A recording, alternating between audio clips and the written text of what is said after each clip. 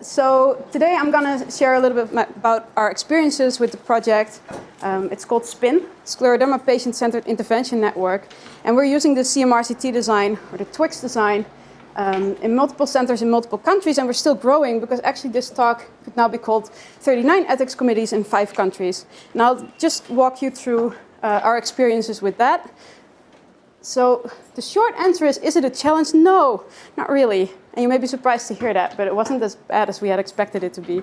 But please don't leave the room because I do have something more to tell you today. So the Scleroderma Patient-Centered Intervention Network is a multi-center study on scleroderma, and I'm going to explain just a little bit about what that is. And you'll see the acronym in French and in Spanish. I don't actually speak either of those languages, so I can't really tell you what it stands for. But the English is the Scleroderma Patient-Centered Intervention Network. So what is scleroderma? Those of you who are doctors may know, but it's a rare disease that causes hard skin and tightening of the skin that is due to fibrosis or collagen buildup in the skin. But this can also occur in the internal organs. It's rare. There's approximately 1,500 patients in the Netherlands, and that makes it a challenge for research. And I've just shown the tight skin and the hand function problems that people experience. Some of the body image concerns due to changes in appearance, smaller mouth, smaller nose, but also the telangiectasia, the small dilated blood vessels in the face. And here, this is a picture of lung involvement. And I'm a psychologist, so I can't actually really tell you what you can see here, but this is a picture showing the lung involvement from scleroderma. So the treatment of scleroderma is really complex. There's a lot of different symptoms. It's very heterogeneous, and there's no cure for it today. So the treatment focuses on a reduction of symptoms, improving physical function and quality of life, and maintaining quality of life as well as possible. So there's a real potential for non-pharmacological interventions, so psychological interventions, rehabilitation interventions, physical therapy, occupational therapy, etc. And actually, if you look at other more common chronic diseases, this is really a standard of care. So in addition to medications and other treatments, people with more common diseases such as rheumatoid arthritis or diabetes often have access to physical therapy, psychological or supportive care, psychoeducation, etc., but not in rare diseases.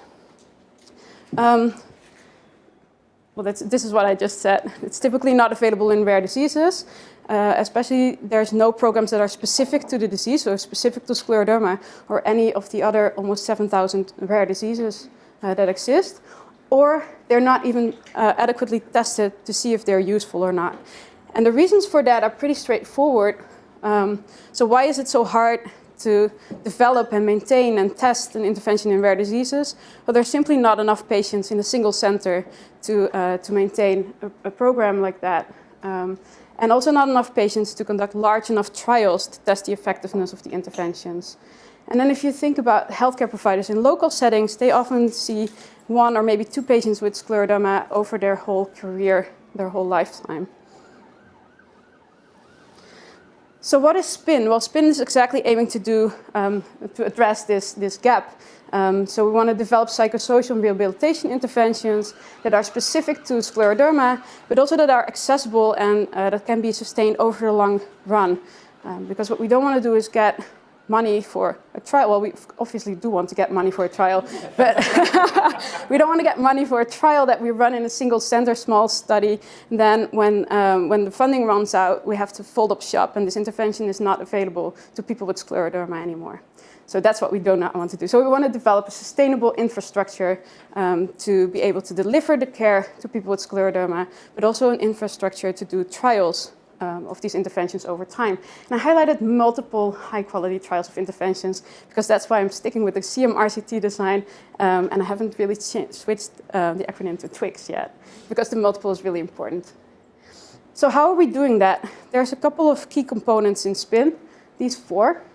So first of all, we have a very strong partnership with patient organizations from all over the world. And James and I were discussing a little bit yesterday about how funding agencies now require that you collaborate with patient organizations or patient advocates. And that's something that SPIN has really done from the beginning. Actually, the Scleroderma Society of Canada funded a research assistant to put together this network before we even applied for funding. So a strong partnership. And this is all the logos of people who we're working with.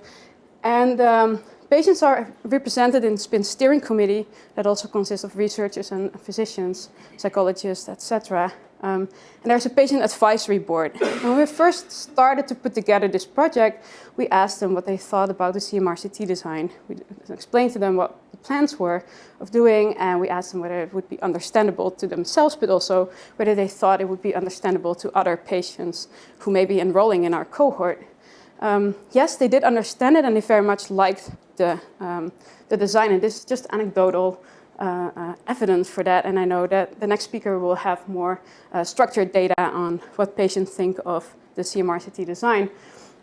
Why did they like it so much? Well, there's no disappointment for the people who are not able to access the intervention because the control group is not told about the intervention. They liked it because it's a sustainable framework, or at least that's what we hope it will be, for multiple trials. Because one single trial of an intervention doesn't address the range of problems that people with scleroderma experience. So really, this multiple trial facility and being able to enroll enough patients to assess the effectiveness was really important to them. So basically doing what no one else has been able to do, because there's really no adequately powered trials in any of the 7,000 rare diseases of psychosocial and rehabilitation interventions. And then the other thing, and I just mentioned it in one of my comments, the ethical alternative wasn't really an option to them. So basically, they didn't want us to go around calling patients, telling them that there may be an intervention, but they are not going to be able to access it. So some challenges with the CMRCT design that we have faced. So one of them is that some patients are in our cohort we started enrolling in 2014, and they're in our cohort for over 2 years, and they're experiencing SPIN cohort fatigue. So they're basically done filling out these measures every 3 months. And some of them withdraw, and some of them say, well, I see that I need to continue doing this because of its purpose. So one of the questions is, how long can someone be in a cohort before your trial starts?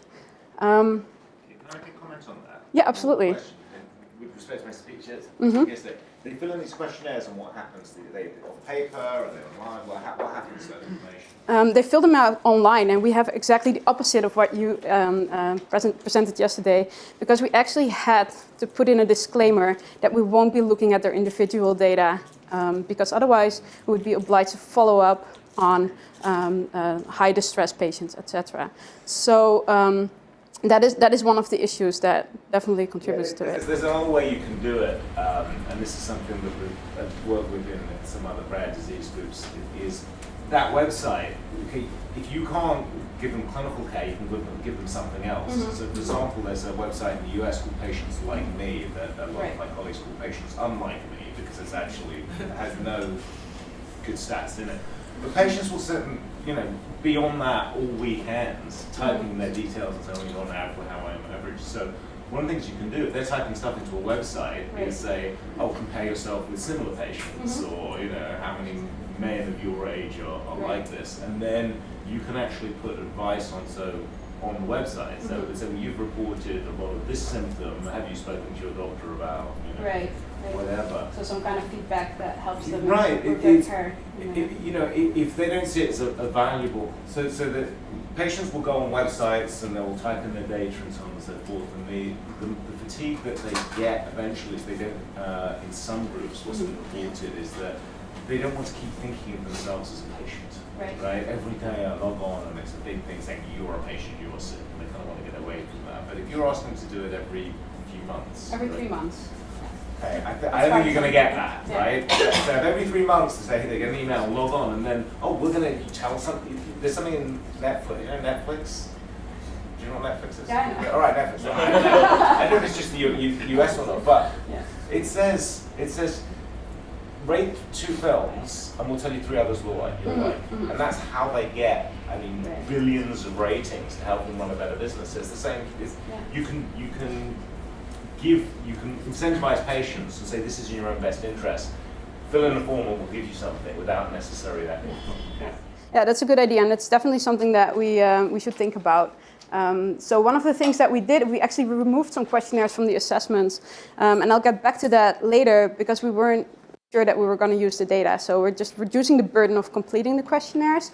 We're actually also put, when people log in to our cohort platform online, they see a news message. So we're trying to keep them up to date of what we're doing with their data, what is happening, where we give presentations, and we're also trying to do that in patient magazines. Because when we first started this project, we actually asked our patient advisory board, like, should we give incentives to people who complete the questionnaires? Should we send them Starbucks vouchers or anything? And they were like, not really. The only thing that would keep us really engaged in this research is to tell us what you're doing with our data and how this is advancing science and healthcare. The other thing that we encountered in terms of the patient's perspective, or we're presenting a lot at patient conferences and we're publishing in patient magazines. We can't actually speak about the 4 interventions that we are developing. So we cannot tell them that we're developing a hand exercise intervention, an emotional distress intervention, a self-management intervention, and an intervention that addresses body image concerns. You may ask yourself why, but it's because the control group should not be aware of the interventions that we are testing. So we try to address it by describing a range of interventions that we could actually be doing in the future, and that includes hand function problems and all the other interventions that we are currently developing. But it's been a challenge because they're very close partners, the patient organizations and the patients who we're working with, and yet we have to balance the amount of information that we can disclose to them. There's an international network of clinical research centers around the world, and I'll speak a little bit about that later as well. And we're developing virtually delivered interventions. These are really self-guided programs where patients log on, they get information on coping with hand function problems, and they'll actually get to see some videos on hand exercises. The other one is disease self-management, so coping with fatigue, coping with pain, coping with emotions.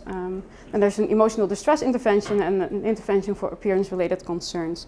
And the reason that they're all self-guided is that as soon as you have to pay for a therapist to be doing this intervention, when your funding runs out, the question is who's going to pay for this therapist, and will patients still be able to access the intervention?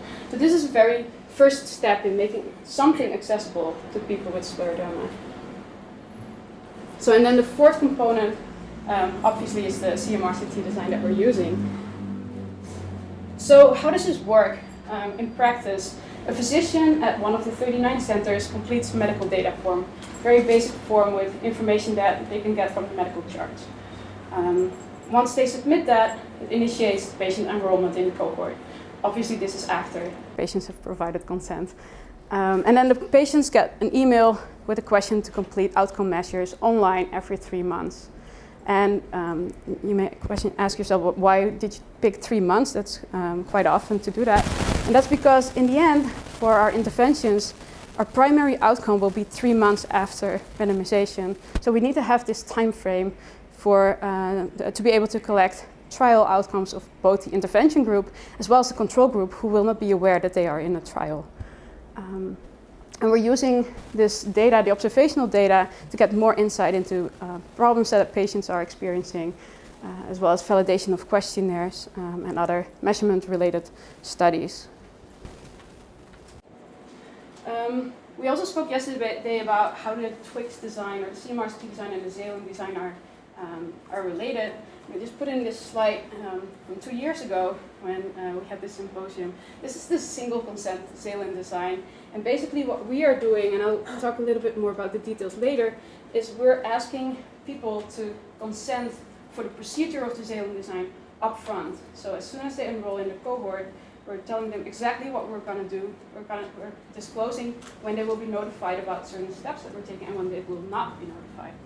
So I call this a consented Zealand design. Just to add to a little bit of the language. Sorry, how is it different from the stage and from consent? It's not, I don't think. Okay. No. Yeah, it is, because in the stage from consent, patients can consent only to participate in a cohort and to have their observational data collected without the choice of consent. Okay. And here you cannot participate in a cohort, right? Right. If you do not consent to the Yeah, that's right. I'll get to that too. So this is just some text, and this is a lot of text on this slide, but this is part of our informed consent form. So we basically say that we'll be using the spin cohort data for three things. One is in the aggregate as an observational design. The other thing is to determine if we have an intervention that patients are eligible for at a certain point. And the other thing is the third component is that we'll ask the permission to compare the results of the questionnaires in the control group, people who are getting the intervention. And we're actually elaborating on that a little bit.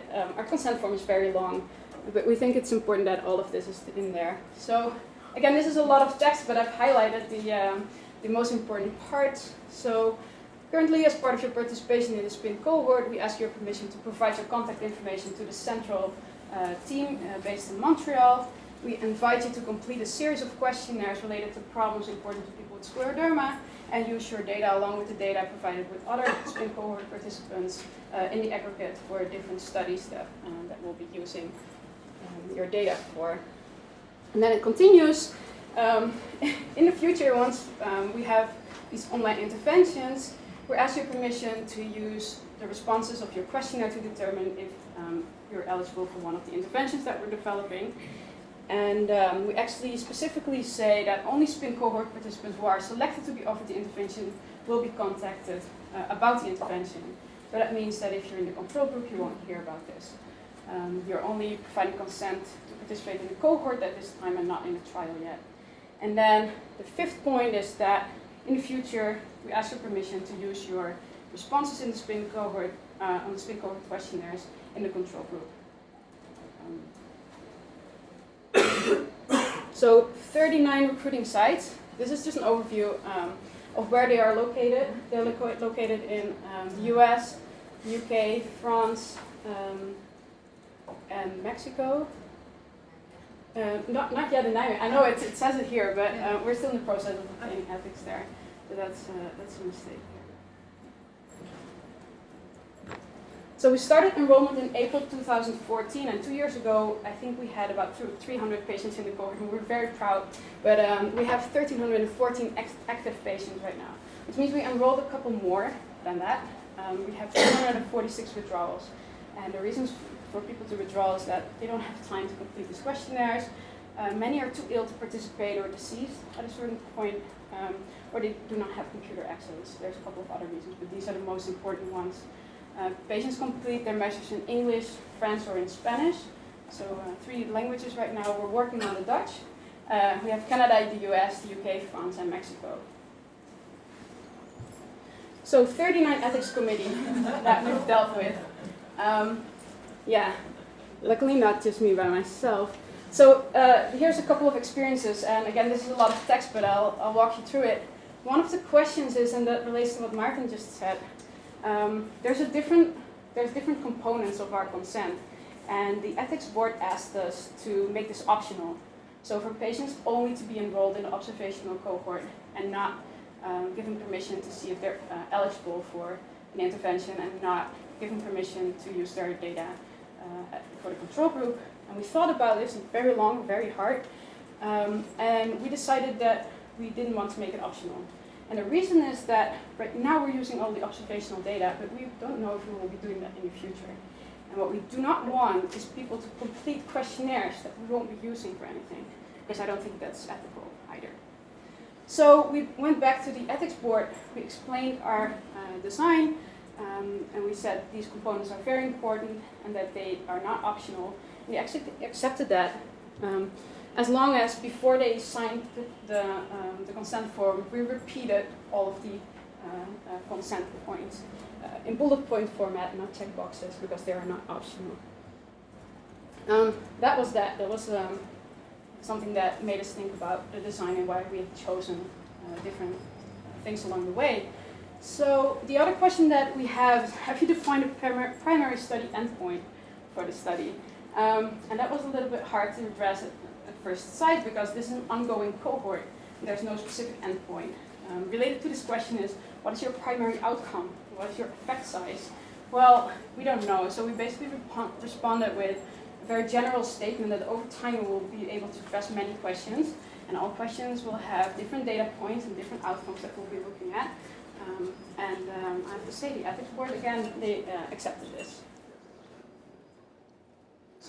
This is one of the most important things. It's also the last thing that we have encountered, is when sites, different enrolling sites, send us back the approval and the consent form, and we went through it, and we found out that all the information on the CMRCT design was cut out.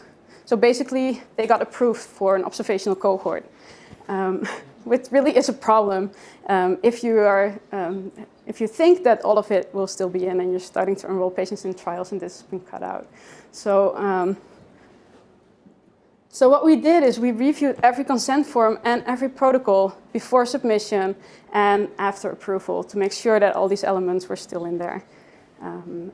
If they weren't, we put them back in with a rationale on why this is important. And it was accepted for all 39 sites.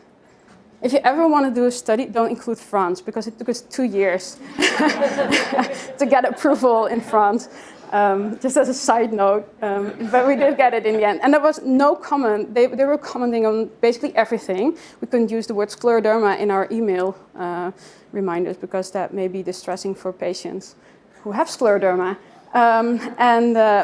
Those kind of things they pointed out, but never any question on the CMRCT design. So that's the positive news. So some other considerations related to ethics. All sites need to have continuing review. So every year we need to resubmit our information. And what we're actually doing is that we are keeping track of when a site is due for continuing review. We send them a notification as well as a letter, standard letter that we have to facilitate submission at the site. Something else that we've been thinking about is, are we actually using all the data that we are collecting? Because we started off with this nice large data set, but now people are at their 7th assessments or 8th assessments. Are we actually going to use all of that, or are we just using the baseline data for them? So luckily we have set up a flexible cohort platform where we can add measures, take measures out over time. So one of the things that we are interested in, which is not in our cohort right now, is fear of progression of the disease in the future. So we may be able to add that in, take some other measures out, which we've actually done. Well, we actually took out some measures, but we haven't put new ones in because we have to go to 39 centers with an amendment for each questionnaire that we want to put in. But we spoke to our ethics board and we actually asked them, would it be acceptable if we just submit one big package of questionnaires that we may be using in the cohort over time and get permission to do that? And they said that it would be probably would be acceptable to the ethics committees.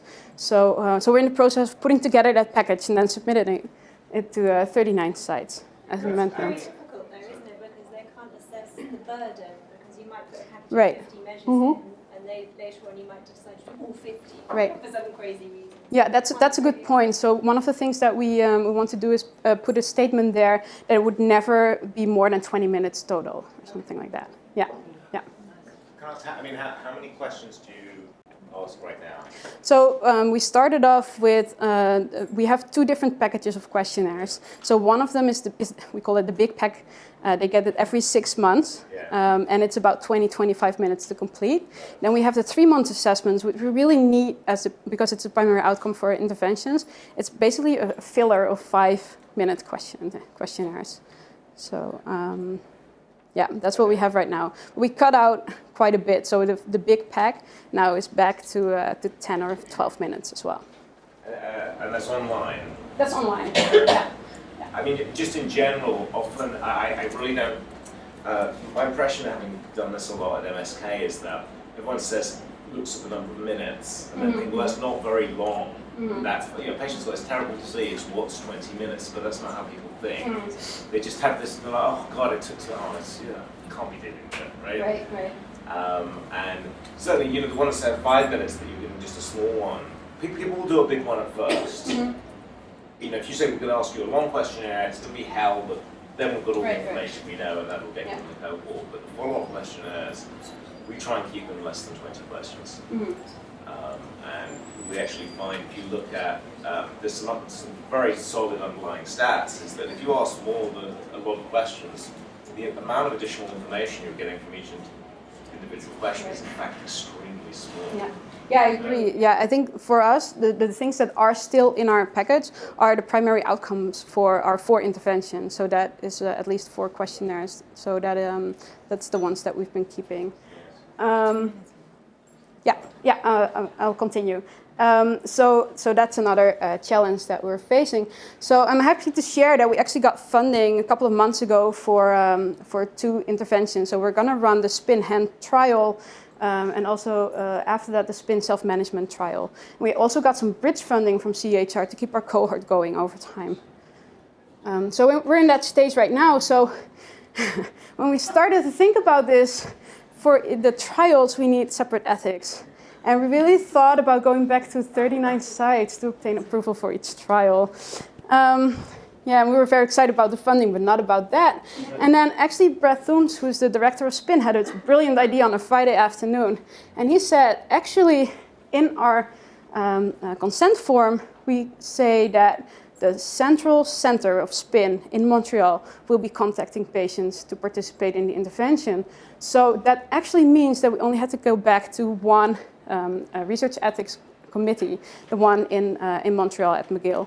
And except for France, because they wanted their own little show, and they requested to submit each trial there as well. But all the other sites were okay with it.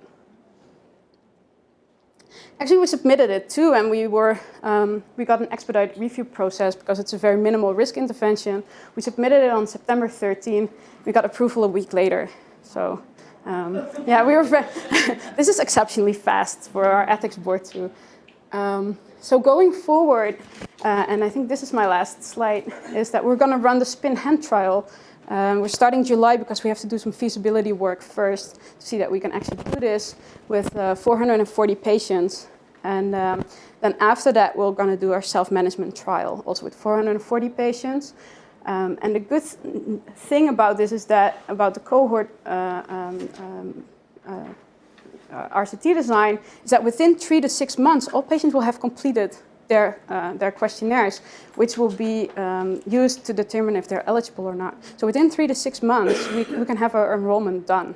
And that is really something that we would like to prove in the next year. And hopefully in 2 years, we'll be back. So I'd just like to thank the whole team in Montreal. It's funny, my research assistant made this and put my picture too. As well as the funding organizations who helped us build the cohort and the interventions. Thank you. Actually, I have 2 questions. The first one is, do you also collect clinical data? Or do you only rely on patient-reported outcome measures? And the second question is, you say, I'm so worried that we're not going to use all data because it's very focused on trials. But I can imagine that there may be other groups, people in the world, who have tons of ideas to do stuff with your data that you're collecting. Are you thinking of sort of making it open access? Yeah. So to address your first question, which is, are you collecting medical data? Yeah. Only at baseline, and that is a limitation that we have. But that's so the physician, enrolling physician, fills out basic medical data in an online form, and once they submit it, that enrolls the patients in our cohort. We've been thinking about going back and getting more medical data over time. The thing is that for us, right now, it's not feasible, and it doesn't add much to the questions that we have, which is the psychosocial and rehabilitation stuff that we're doing. Because in the context of the FIT trial, I can imagine if a patient is doing really, really badly or has lost all hand function, for example, does it still make sense to invite this person for a hand self-management intervention? So it may have actually consequences for your dropout rates in the intervention arm. True, it may, the thing is that they need to have some hand involvement to be eligible for our intervention. Yeah. We have tailored our intervention so that it has videos for people with mild to moderate hand involvement, as well as videos with exercises for people with more severe hand involvement, but we couldn't know.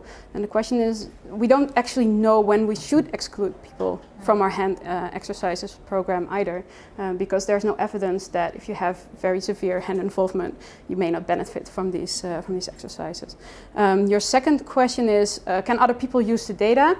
Spin is very open to people using the data, and there actually are quite some people who are doing it. Mostly they are either Spin investigators or investigators from the enrolling sites who are using this. So right now it's restricted to people who are collaborating in Spin to some degree. But if someone sends us an email with an interesting question and wants to use our data, we're very happy to share it because in the end we're paid by public money and these data are not ours. So. I have a question related to the generalizability. So you mentioned how many people consented and actually withdrew, but how many people you actually approach actually say yes to participating in Spin? Yeah, we haven't been able, unfortunately, to collect that data because of the burden for the physicians to enroll participants. So, I wouldn't be able to tell you that. One thing that we're currently working on is actually comparing our cohort with other scleroderma cohorts. So there's 2 other major cohorts. One is the Canadian Scleroderma Research Center Registry, and USTART's European cohort. We're actually comparing some variables, disease variables, as well as demographics to see to what degree this our group differs from them. And just to add, I think you've been doing a wonderful job. This is truly inspiring. Thank you. So your consent form describes the study really well. How would you feel about adding the words "by chance" in right after the word "selected for an intervention"? Yeah. That's a good point, because yesterday when I was going through our consent form, I don't think we actually mentioned randomization or by chance. I don't think it would make a difference. I think we can easily add this in because we're not, I don't think we're implying with our consent right now that we have some kind of algorithm why certain people would go in and others not. Can I just follow up on this point? I noticed that wasn't there either, but my reaction to it was, well, for this, it doesn't seem like you need to, and it doesn't bother me. If the intervention had been a new medication with, unknown side effects potentially or burdens, so that it would be a little bit harder sell for people to try it, then if you didn't mention that it was a randomized selection, I think more people would say, well, I think you should tell people it was random. When should you tell people that? Should you tell only the people who have been selected randomly to be offered the intervention? Well, that's the tricky part, isn't it? Because suppose you have a cohort in which you will do trials like this, as well as a drug trial. Then you have to sort of think, what should you do in your broad pre-randomization consent? What do you say? I think that's tricky. And I don't know what to suggest, but it seems like the intuition is that on a case-by-case basis, it could vary. I think many people would feel fine with this, but I think most people would say, well, just telling them they've won the lottery and they get to try this risky drug is a little bit different.